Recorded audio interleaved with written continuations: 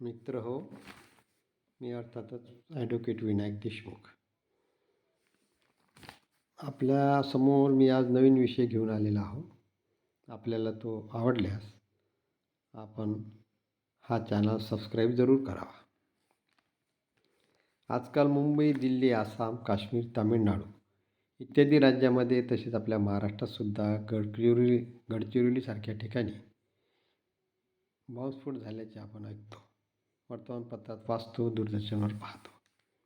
असे बॉम्बस्फोट पाकिस्तानातील प्रशिक्षित अतिरेकी, दहशतवादी, नक्षलवादी सारख्या राजकीय संघटनाकडून किंवा समाजकंटकाकडून केल्याचे आढळते.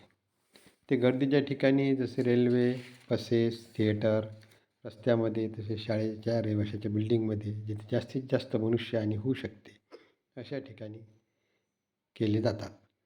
तसेच VIP-च्या जाण्या येण्याच्या मार्गावर केलेले आहेत.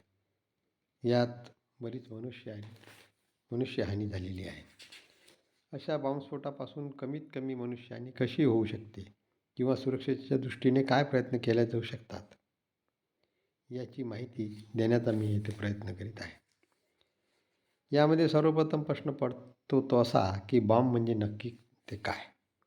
आपण दिवाळीच्या दिवसामध्ये जो बॉम्ब फोडतो जवळपास तशाच रचनेचा हा बॉम्ब असतो असे म्हणायला काही हरकत नाही. त्याचप्रमाणे या बॉम्बमध्ये बारूद म्हणजे स्फोटक रासायनिक पदार्थ असतो. तो मोकळा ठेवलेला असतो किंवा कठीण आवरणामध्ये बंद केलेला असतो. त्याला दाब, घर्षण, आगीच्या साहाय्याने चालना दिली असता क्षणार्धात प्रचंड प्रमाणात गॅसची निर्मिती होते आणि त्याचा दाब वाढत जातो. त्याचा प्रचंड दाब निर्माण होतो आणि तो आवरण असल्यास आवरण फोडून बाहेर पडतो. सानिध्यात असलेल्या जवळच्या वस्तूंना भयंकर वेगाने पुढे ढकलतो. ही सर्व प्रक्रिया एका क्षणार्धात होते. अशी दाब, घर्षण किंवा आगीची चालना वातीच्या साहाय्याने बारुदी पावेतो पोहोचविली जाते किंवा डिटोनेटिंग वेव्हच्या साहाय्याने बारुदी पावेतो पोहोचविली जाते. अशी चालना देण्यापूर्वी केलेल्या वस्तूच्या जुळवाजुळवीला बॉम्ब असे म्हणतात आणि चालना मिळाल्यानंतर आता सांगितलेल्या पूर्ण प्रक्रियेला बॉम्बस्फोट असे म्हणतात. या बॉम्बस्फोटाच्या धमाक्यामध्ये एवढी क्षमता असते की जेथे हा बॉम्बस्फोट होतो तेथे भला मोठा खड्डा पडतो, बिल्डिंग भिंती पडतात, माणसे भाजली जातात, जखमी होतात, मारली जातात, प्राणी मारले जातात, मालमत्तेचे नुकसान होते. अर्थातच हे सर्व झालेल्या बॉम्बस्फोटाच्या क्षमतेवर अवलंबून असतात हे सांगणे न लगे. म्हणजेच वापरलेल्या बारुदीची क्वांटिटी आणि ते कोणत्या प्रकारची क्वालिटीची आहे त्यावर अवलंबून असणार. कमी क्षमतेची, जास्त क्षमतेची असे बारुदीचे अनेक प्रकार असतात.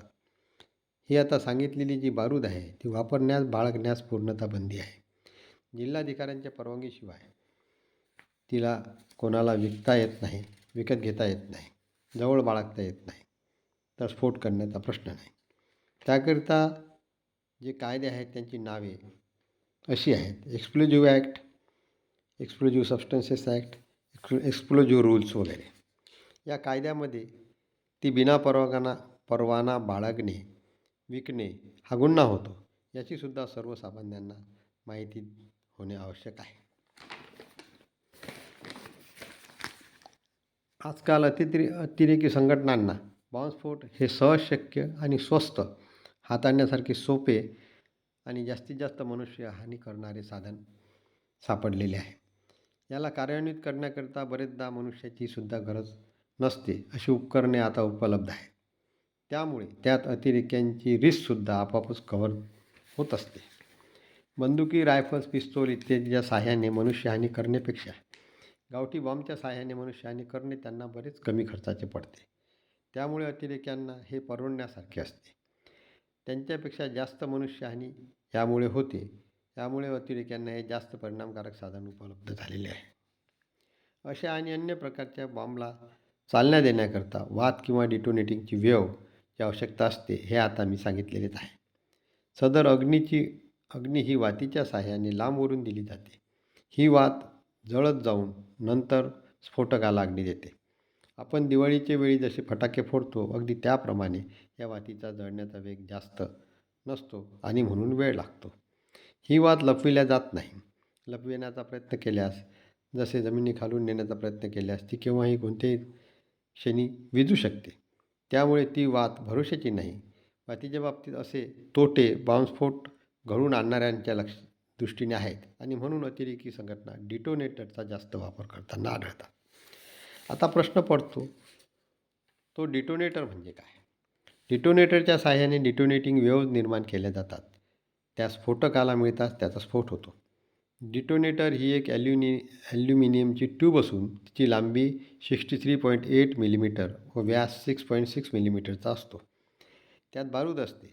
त्याचा स्फोट होण्याकरता 10 इंच लांबीची शिश्याची वायर वापरलेली असते.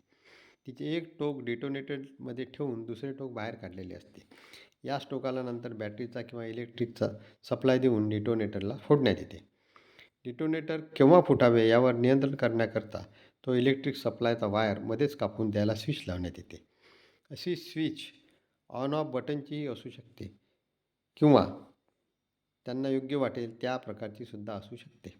असे बटन ऑन ऑफ करताच इलेक्ट्रिकचा सप्लाय मिळून डिटोनेटर फुटते आणि त्यामुळे निर्माण झालेल्या डिटोनेटिंग वेव्ज स्फोटकाला मिळून त्याचा धमाका होतो. डिटोनेटर हे कमीत कमी वेळात किंवा जास्तीत जास्त वेळात फुटते, म्हणजे पाहिजे तेव्हा पाहिजे त्या वेळात फुटते. ते फुटू नये असे वाटल्यास फुटतही नाही. याकरिता वापरलेल्या इलेक्ट्रिकच्या तारा जमिनीखालून लपवून नेता येतात. त्या लांब लांबसुद्धा नेता येतात. त्यामुळे अतिरेक्यांना आजकाल हे जास्त सोयीस्कर ठरत आहे. आता सांगितलेल्या स्विचमुळे समाजकंटक अतिरेकी लोक बॉम्ब हा केव्हा फुटावा किंवा लावलेला बॉम्ब फुटू नये याचे नियंत्रण स्वतःकडे घेतात. याचाच अर्थ असा की आता तो स्विच दाबेल तरच तो फुटेल, त्याला वाटेल तरच आणि तेव्हाच तो फुटेल किंवा फुटणारही नाही. या स्विचमध्ये बरेच नवनवीन अत्याधुनिक प्रकार आलेले आहेत. त्यापैकी काही आपल्या माहितीसाठी मुद्दाम येथे देत आहेत. स्वतः मनुष्याने ऑपरेट करावयाच्या बटनाप्रमाणेच मॅन्युअली ऑपरेटेड स्विचेस आहेत. तर अन्य बऱ्याचशा ॲटोमॅटिकली ऑपरेटेड होणाऱ्या स्विचेस आहेत. जशा प्रकाशाच्या साहाय्याने कार्यान्वित होणाऱ्या, जसे की तीवर सूर्यप्रकाश पडताच ऑपरेट होणाऱ्या, आवाजाच्या साहाय्याने ऑपरेट होणाऱ्या, स्पर्शाच्या साहाय्याने ऑपरेट होणाऱ्या, धक्क्याच्या साहाय्याने ऑपरेट होणाऱ्या, तसेच अन्य तऱ्हेने कार्यान्वित होणाऱ्या स्विचेस निर्माण झालेल्या आहेत. एवढ्यामध्ये मुंबई, दिल्ली, काश्मीर इत्यादी ठिकाणी जे बॉम्बस्फोट झालेले आहेत त्यामध्ये विशेषतः ॲटोमॅटिकली ऑपरेटिंग स्विचेसचा वापर केल्याचे दिसून आलेले आहे. त्यासंबंधी आपण आता थोडीफार माहिती उदाहरणासह घेऊया. ज्या मनुष्यासाठी हा बॉम्ब ठेवला आहे त्याने त्या बॉम्बला किंवा स्विचला स्पर्श करता ती स्विच आपोआप ऑन होते आणि डिटोनेटरला दिलेला इलेक्ट्रिक सप्लायचे सर्किट पूर्ण होऊन बॉम्बचा स्फोट होतो. ती कशी काय ऑपरेट करते इत्यादी यातील बारकावे हे इलेक्ट्रॉनिकच्या विद्यार्थ्यांना कळतात. ज्यामध्ये बॉम्ब ठेवला आहे ती वस्तू नुसती ओढली असता स्विच ऑन होऊन कार्यरत होते. जसे की दरवाजास ती लावून ठेवली असता दरवाजा उघडताच ती ऑन होते. काही स्विचवर नुसते वजन पडले असता आपोआप ऑन होऊन कार्यान्वित होते. स्विच अतिरेक्याकडून वापरण्यात आल्याचे आढळलेले आहे. जसे सतरंजीखाली ती लावून ठेवल्यास सतरंजीवरून चालताना ती न दिसल्यामुळे तीवर पाय पडताच त्या वजनामुळे ती स्विच ऑन होऊन कार्यान्वित होते. या उलट वजन काढून घेतल्यामुळे आपोआप कार्यान्वित होणारी स्विच आढळून आलेली आहे. बंद सुटकेस उघडली असता ती आपोआप ऑन होऊन कार्यान्वित होते. मुंबईमध्ये जी बॉम्बस्फोटाची मालिका झाली होती त्यामध्ये सुटकेस बॉम्ब हा शब्द ऐकण्यात आला असेल तो ह्यातलाच प्रकार आहे. ज्या वस्तूमध्ये अशी स्विच लपवलेली असते त्या वस्तूची पोझिशन बदलताच कार्यान्वित होणारी स्विचसुद्धा आढळलेली आहे. एवढेच काय तर त्या वस्तूला नुसता स्पर्श केला असता कार्यान्वित झालेल्या स्विचेसही आढळलेल्या आहेत. अशा प्रकारची स्विच असते की जी ऑन करून ठेवल्यानंतर ठराविक वेळानंतर ऑपरेट होते. अर्ध्या तासाने, 1 तासाने, जेवढ्या वेळेकरता लावून ठेवलेली असेल तेवढ्या वेळाने. आपण घरातील इलेक्ट्रिकचे बल्ब लावण्याकरता वापरतो तसा ऑन ऑफ करण्याच्या स्विचेस असतात. त्या आपणास वेगळे सांगण्याची गरज नाही. आता सांगितल्याप्रमाणे संवेदनशील स्विचेस असतात. फोटो सेन्सिटिव्ह, ऑडिओ सेन्सिटिव्ह म्हणजे सूर्यप्रकाश वा अन्य कोणताही प्रकाश पडतात कार्यान्वित होणाऱ्या, आवाज होतात आपोआप ऑपरेट होणाऱ्या स्विचेस मिळून आलेल्या आहेत.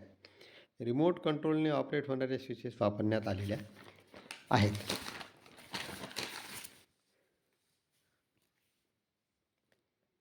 बॉम्बमध्ये बरेच प्रकार आहेत. त्याची रचना वेगवेगळ्या तऱ्हेने केलेली जाते. बारूद आणि बॅटरी एकत्र ठेवून सांगितल्याप्रमाणे कार्यान्वित होणाऱ्या स्विचेस त्याला जोडलेल्या असतात. अशावेळी त्या वस्तूला नुसता स्पर्श पुरेसा असतो की बॉम्ब फुटतो. उदाहरणार्थ सुटकेसमध्ये असा बॉम्ब तयार करून ठेवला असता व ती गर्दीच्या ठिकाणी ठेवली आणि उत्सुकता म्हणून कोणी हात लावला, उघडण्याचा प्रयत्न केला तर प्रेशर रिलीज होऊन क्षणार्धात स्विच ऑपरेट होते. सर्किट पूर्ण होते. इलेक्ट्रिक सप्लाय मिळतो. डिटोनेटर फुटते. त्याच्या आणि बारूदचा धमाका होतो. मुंबई बॉम्बस्फोटमध्ये अनेक बॉम्बस्फोट असेच मिळालेले आहेत. दुसऱ्या प्रकारचे डिटोनेटरचे वायर बाहेर काढून तिला लपवून लांबवर नेतात. तेथे तिला बॅटरीला जोडतात किंवा बॅटरी बाजूला ठेवून तिथे तिला स्विच जोडतात आणि वायर ज्या ठिकाणी पाहिजे तेथे नेण्याकरता व तो दिसू नये म्हणून अंडरग्राऊंड पद्धतीने तिला किंवा टेलिफोनच्या इतर वायरच्या सोबत, जेणेकरून तो वायर ओळखला जाणार नाही अशा पद्धतीने लांबवून नेतात आणि तिथे सांगितल्याप्रमाणे बटन तयार करून त्या हातात ठेवून एक मनुष्य आडपं बसतो. असा मनुष्य आडोशाला कोणा दिसणार नाही, परंतु त्याला सर्व दिसेल अशा रीतीने लपून बसलेला असतो. पाहिजे तो मनुष्य बॉम्बच्या टप्प्यात येताच बटन दाबून बॉम्बस्फोट घडून आणतो. आपल्या भागात नक्षलवादी अतिरेकी जवळ आलेले आहेत. नागरिकांना सावधानता म्हणून एवढे सांगता येईल की कोणीही बेवारा संशयित वस्तू ही बॉम्ब असू शकेल अशा तऱ्हेने तिच्याकडे संशयाने पाहण्याची गरज आहे. कोणताही तारा, वायर, केबल ज्या टेलिफोनच्या तारांसोबत, इलेक्ट्रिकच्या तारांसोबत चाललेल्या आहेत, परंतु त्या टेलिफोनच्या नाही असे वाटल्यास त्या कशाच्या आहेत? बॉम्बला जोडलेल्या तर नाहीत ना, याची संबंधित खात्याकडून शहानिशा करून घेतल्याशिवाय त्यांना हात लावू नये. त्यामुळे पुढील अनर्थ टळू शकेल, हे लक्षात घ्या. डिटोनेटर हा काय प्रकार आहे, ते कसे असते, ते कसे दिसते हे आता सांगितलेलेच आहे. ते आढळल्यास ते कशाकरता वापरल्या जात आहे याची शहानिशा करा. कारण विहिरीमध्ये काळा दगड फोडण्याकरता सुरुंग लावताना त्याचा वापर केला जात असतो. तसे नसल्यास जवळच्या पोलिसांना त्याबाबत माहिती द्या. आता सांगितलेला स्फोटक पदार्थ बारूद कसा ओळखावा? त्याचे असे आहे की तो पिठी साखरेसारखा, पावडरसारखा दिसतो, परंतु त्याचा उग्र वास येतो. साखरेसारखा, पावडरसारखा येत नाही. त्याला कागदावर ठेवल्यास त्याचे कागदावर तेलकट डाग पडतात, जे साखरेचे व पावडरचे पडत नाहीत. ठोकळ मानाने त्याला ओळखण्याचे एवढीच लक्षणे मला माहीत आहेत. तसा काही पदार्थ नजरेस पडल्यास, संशयास्पद वाटल्यास त्याची शहानिशा करावी. समाधान न झाल्यास पोलिसांना कळवावे. या सर्व कामगिरीमध्ये गरज वाटल्यास संबंधित खात्याला आणि पोलिसांना कळवून त्यांची मदत घ्यावी. त्यांचे योग्य सहकार्य आणि मार्गदर्शन घेऊन संशयास्पद वस्तू नक्की काय आहे हे ठरल्याशिवाय तिला स्पर्श करू नये. कमीत कमी एवढी सावधगिरी बाळगणे सुज्ञ नागरिकांना सध्याच्या धकाधकीच्या काळात अतिशय आवश्यक ठरत आहे. नमस्कार.